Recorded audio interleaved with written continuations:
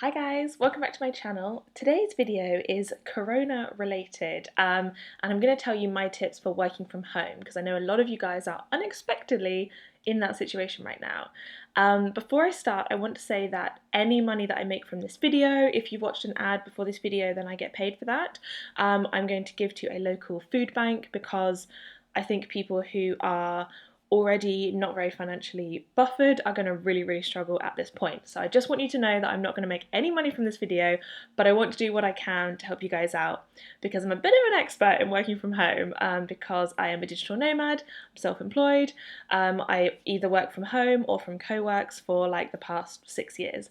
So hopefully these 10 tips are going to be helpful for you. So tip number one is to have a to-do list. Maybe it's something you already do, maybe you like to have yours online or on paper. I personally find if I am struggling to concentrate, struggling to be productive, struggling to get stuff done, then having a paper to-do list really helps me. I normally use Trello, so I'm normally an online to-do list person because I like to write down everything that I'm thinking of and then move it into future weeks and kind of have a lot going on. But if I just need to get stuff done today, then I write it on paper. And my rules for paper to-do lists, I mean any daily to-do list really, is to have no more than 10 tasks.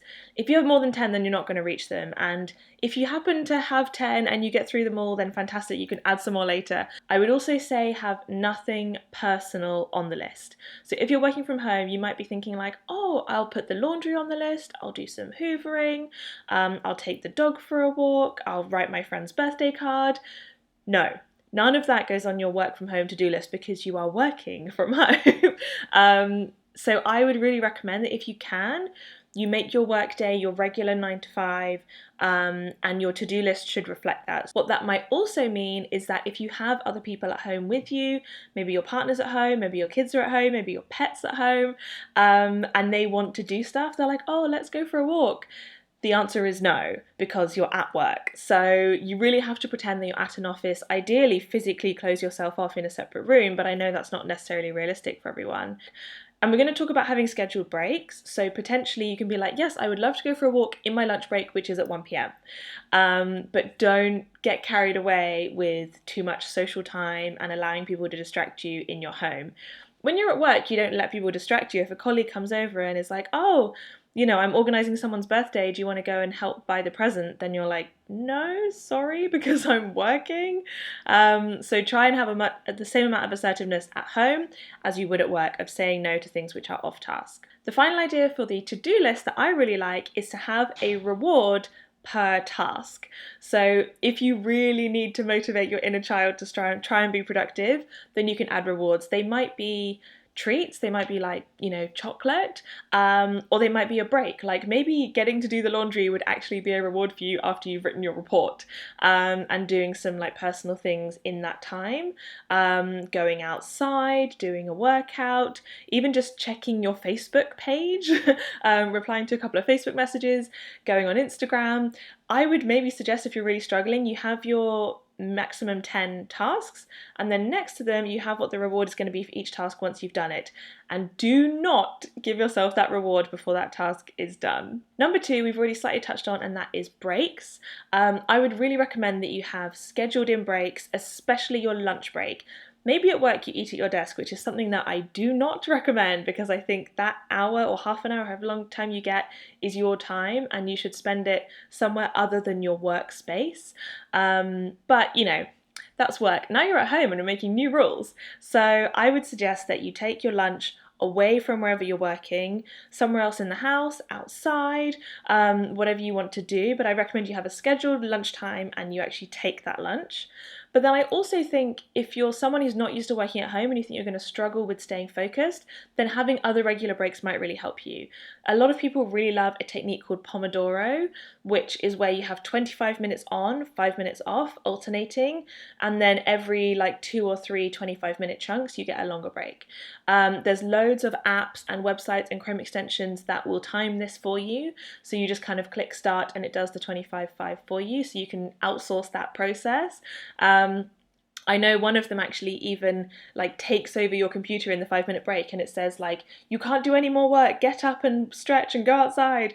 So depending on how severe you want to be, you might just want a 25 minute 5 minute timer. But Pomodoro is really good because you can really focus for that 25 minutes, and normally it's recommended that you set yourself a task that you're going to fully complete within that 25 minutes. So if it's like, make 5 sales phone calls, write page 1 of the report I have to do, clear my inbox, but having a specific goal for inside that Pomodoro 25 is a really good way to do it, and then you'll feel like you're achieving a lot.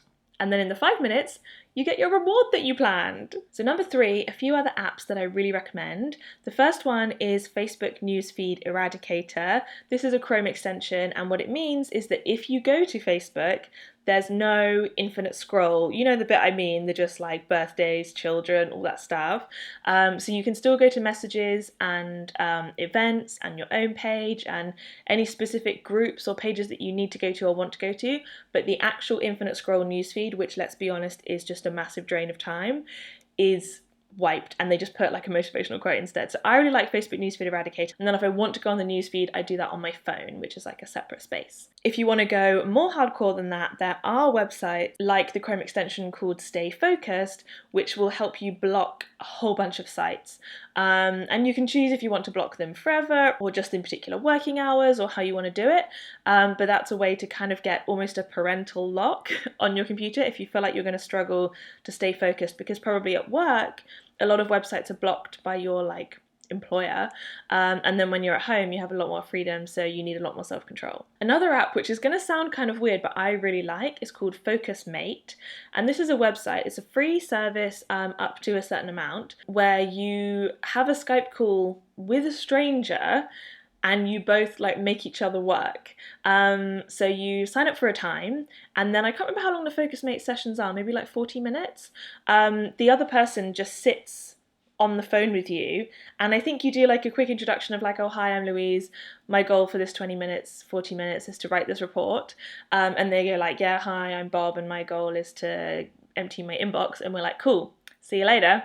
And then you just do your work, but like you kind of know that there's someone on your laptop like sort of paying attention, and you don't even have your camera on, they're not like watching you, but it's just someone that you're working with, someone that you've told your goal to for that hour, and someone who you're kind of being held accountable by, and also you're offering the same service to them. So it sounds kind of weird to just sit on Skype with a stranger and make each other work, but it's really effective for me. It might suit you if you're the kind of person who likes to have a colleague or a boss sat next to you normally, then I would check out Focusmate. Number 4, in my opinion, is probably the biggest one, and that is to have a routine. I think one of the things that is most scary about this whole corona thing and working from home is that we feel very out of control. We feel like we can't look forward to things, we can't make plans, you don't know what the future holds, and so I think it's important that you manage to regain some kind of sense of control in your day-to-day life. Especially if you're not going into work, then you don't have that like work-life divide. So I think having a routine where you wake up, you get dressed, do not work from home in your like underwear or your sleepwear or your workout wear. You need to get dressed, do your makeup like you normally would for work, have a shower, have a healthy breakfast, and remember you get a bunch of commute time back. So you might be regaining an hour or 2 a day from your commute, so you can spend that time with some extra morning routine things that you wouldn't normally have time for, so like reading, meditating, yoga, making yourself a much nicer breakfast that's like more healthy than just a kind of cereal bar that you grab on the way out. So I'd really recommend that you form a proper routine. You decide, I'm going to work 9 until 5, I'm going to take my lunch at 1, and if you're going to do Pomodoro or calendar blocking or whatever, I really recommend that you have a fixed routine, and that is how you do your day. And I really think that will help you feel like you're regaining a sense of control, because although we do not know what the future holds, you can control how you spend your minutes and your hours. So I hope that that makes you guys feel a little bit better. I know it's a good way to help with anxiety as well, is to feel like you're in control of your life. Number 5, you might think it's not possible for you, but I think that it is, and that is to have a desk. Obviously, ideally, there's a place in your home, maybe it's your dressing table or a spare room where you can have a desk. And I would really recommend that you do that if you can. You clear off some space, make it a pleasant space. Like if you guys follow me on Instagram, then you'll know that I have a lava lamp and a like smelly vapor diffuser. I have a radiator at my feet because I'm really cold in England. So I would recommend you try and make it a nice space, but that you have a distraction-free space where you can feel like you have a clear head, and that's where you sit to work. It shouldn't be your bed, your sofa, probably not even the garden, although I do think being outside is good for you. So if you feel like you can work in the garden, then that's fine. But I really recommend that you have a space which is your workspace. And maybe you're thinking like, okay, Louise, we don't all have a spare bedroom with a dressing table in it, but maybe you have a picnic table that you only use for car boot sales or going to the beach, which you can fold out in your living room, and then it's somewhere different to your dining table or your like TV coffee table. So if you do have a temporary table, that's fine. Temporary table, temporary chair, just something which feels like a separate workspace to you where you can go and kind of be in your zone. Number 6 is about music and distractions. I would definitely recommend that you do not have the TV on, you don't have YouTube videos on, like in the background. I personally don't even work well with music on with lyrics. I like Spotify has got tons of like focus playlists, which are just like lyric-free music. Maybe you want, I used to work to the sound of the rain, which you can also get on Spotify. You can get like bird sounds, you can get white noise. A lot of people really like white noise, just that like sound apparently makes you super focused. So whatever kind of audio you like, maybe you just like silence, I would really recommend you get that part sussed out. And possibly at work you normally have headphones on and you're listening to like the top 40 or the radio. So do whatever works for you. For me, the best by a long way is just focused music. And I also turn it off on my breaks so that it kind of tunes me into being in the work mode. So I wouldn't listen to the focused music when I'm like going on a walk or when I'm working out or when I'm doing cooking. I like to have it as my like work zone in music. Number 7 is fitness. Probably you already have a workout routine, but it might have involved going to a gym, and I know that that's probably not an option for you at the moment. So I personally use an app called OpenFit, which normally you have to pay for, but right now, because of everything that's going on, they're doing 30 days for free to anyone who wants it, and it's home workouts, either recorded videos like you would get on YouTube, or they're actually live, so you have an instructor who can see all of the students. You can't see the other students, but they can see you, and they can say like, oh, Louise, you're doing that wrong, or try harder, or aim for 10. I really like it because it means that I book an appointment slot. I'm like, oh, I've got my yoga class at 6, and I feel like it's an official class rather than a YouTube video where I kind of know I can just delay it indefinitely. But there's also, of course, just YouTube videos. You can buy resistance bands to use at home. Maybe you want to go to a gym or go outdoors for a walk or a run, but I would really recommend that you try and do some kind of exercise, whether it's one of your rewards for your to-do list, whether it's on one of your scheduled breaks, or whether it's outside of your work hours and it's the same as you would normally do it, like on the way home from the office, you know, you work out at 6 p.m. or something like that. But I'd really recommend trying to put a bit of fitness into your routine. Number 8 is human interaction. I actually think a lot of people are going to really, really struggle with this because we're such sociable creatures, and if you're used to going into an office where it's always someone's birthday and there's things to catch up on, and also bouncing ideas off of your colleagues and like working together aside from just socializing together. I know big events are cancelled, dinners out with friends are cancelled, going to restaurants is cancelled, everything fun is cancelled. So I would recommend that you try and build some social interaction into your day. So first of all, if you want to join the Facebook group Digital Nomad Girls, it's not my Facebook group, but I did interview the founder on this channel, Jenny, a while ago, and she's really awesome. It's a really big community, and she is running weekly like co-working hangouts over Zoom, which is like a Skype thing, so that you can have other people who you're co-working with, kind of like Focus Mate, but a little bit more sociable. So she does a bit of an intro, and then she does the Pomodoro, but she'll time it for you, and that is on Fridays. So feel free to join in with that. I think it's really fun, and it's nice to have some other people who you can speak to and who you're working with. But similarly, if you're not a nomad or you're not a girl or you don't want to do co-working like that, I would recommend that you try and rekindle some friendships, like Skype your grandparents, Skype your friends, people who live abroad. Like, the internet is really cool how much we can reach out to other people. So try and use this as a chance to still build some social interaction into your day, even if you're in full isolation.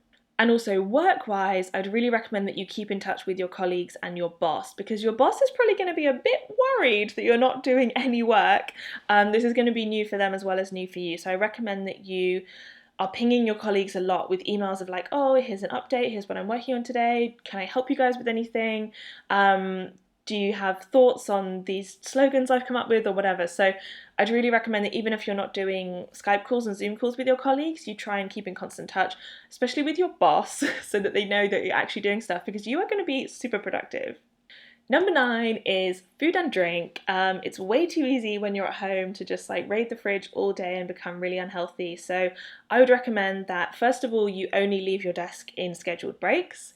You don't let it be a procrastination tool, but also possibly you want to get whatever snacks or stuff you're going to have, bring it to your desk before you start your day so that it's physically there and you're not like going around and getting distracted, because once you walk to the kitchen you'll then decide to do a bit of washing up and then you'll decide to take the dog out, and you're going to be all over the place. So if you're going to have particular food, I would recommend you bring it to your workspace before, obviously a bottle of water, cup of tea, all that kind of thing.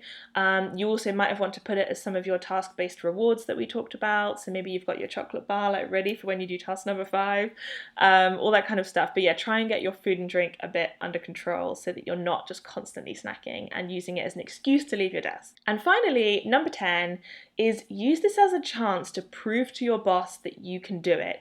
You can be trusted, you can be productive. People ask me all the time, how can I become a nomad? How can I get a remote job? And this is going to be a really interesting opportunity for employees to realize that they can work from home, and also bosses to realize that that job can be done from home and that person can be trusted. So if possible, I would recommend that you do even better than your normal day when you're in the office, so that your boss is like, wow, this person really thrives at home, because you're going to have a lot less distractions, you've got no commute. In theory, you could be way more productive than when you're in the office. I would use this as a chance to really show your boss that this can work for you, because even if you think you don't want to work from home, you might find after this that it's really good for you. Maybe you're going to have kids in the future, maybe you want to move to a different part of the country, maybe you want to become a nomad, maybe you want to start your own business and go part-time.